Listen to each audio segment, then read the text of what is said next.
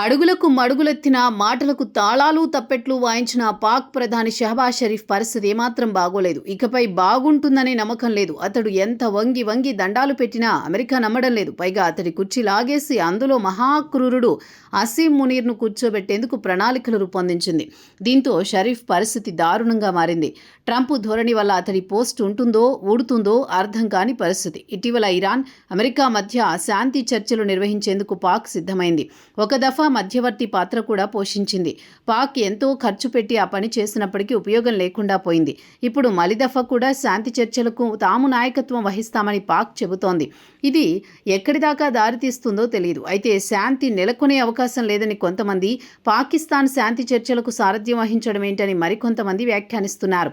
శాంతి చర్చలకు రంగం సిద్ధమవుతున్న వేళ ట్రంప్ ట్రూత్ సోషల్లో చేసిన వ్యాఖ్యలు సంచలనంగా మారాయి. అవి పాక్ రాజకీయాలలో ప్రకంపనలకు కారణమయ్యాయి. అరబ్ దేశాలు అబ్రహం అకార్డ్స్లో చేరాలని పేర్కొన్న ట్రంప్ సౌదీ అరేబియా, ఖతార్ చేరతామని, ఇరాన్ కూడా అందులో చోటు సంపాదించుకుంటుందనే నమ్మకం ఉందని ట్రంప్ ఆశాభావం వ్యక్తం చేశారు. ట్రూత్ సోషల్లో అన్ని దేశాల అధ్యక్షుల పేర్లను ట్రంప్ ప్రస్తావించారు.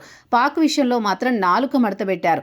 పాక్ ప్రధాని పేరును, షహబాజ్ షరీఫ్ పేరును ఆయన మర్చిపోయారు. అతడి పేరు స్థానంలో సైన్య అధ్యక్షుడు అసీం మునీర్ పేరు ప్రస్తావించారు. దీంతో అమెరికా తదుపరి పాకిస్తాన్ ప్రధానిగా మునీర్ను చేస్తుందని వ్యాఖ్యలు వినిపిస్తున్నాయి. ప్రజాస్వామ్యయుత విధానాలకు ట్రంప్ చరమగీతం పాడుతున్నారని ఓ వర్గం మీడియాలో వార్తలు ప్రసారమవుతున్నాయి. వెనజువెలా అధ్యక్షుడిని ట్రంప్ ఇదే విధంగా అపహరించారు, నేరస్తుడిగా జైల్లో పెట్టారు.